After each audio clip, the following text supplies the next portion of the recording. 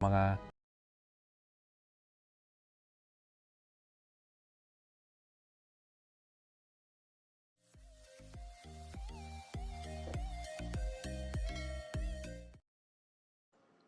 Nakakaloka, napapa-O to the MG si Kim Chiodel. Akala niya, feeling niya nasa PBB pa lang. May butuhan nangyayari. Hashtag Dalibay on Prime Video. O diba, hindi binoto ni Paolo Avellino si Stella kahit na ayon sa kanila, mga comment na isa siyang pokpok pero never niyang binoto si Stella. Ang daming bumuto kay Stella ha. Talagang gusto nila ipa-kick out. Never na nominate tapos binoto pa nila ni Paolo Avellino ang ending dito sa Prime Video PH. Makakatikim talaga si Kim ng maraming puntos. Lumalaban ka, Stella.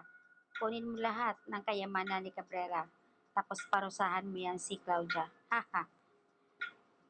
Nakakaloka. So ito comment nila, BBS Stella. Patay. BBS Stella.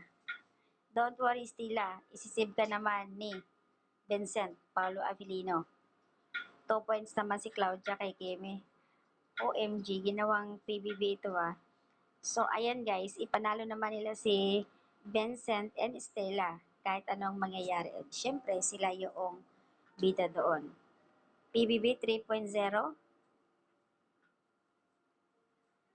So, ginawang PBB, nakakaloka.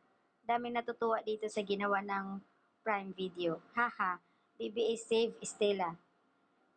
Si Stella lang talaga is-save namin kahit alam yung galit kayo sa kanya at sinasabihan niyo siyang pokpok.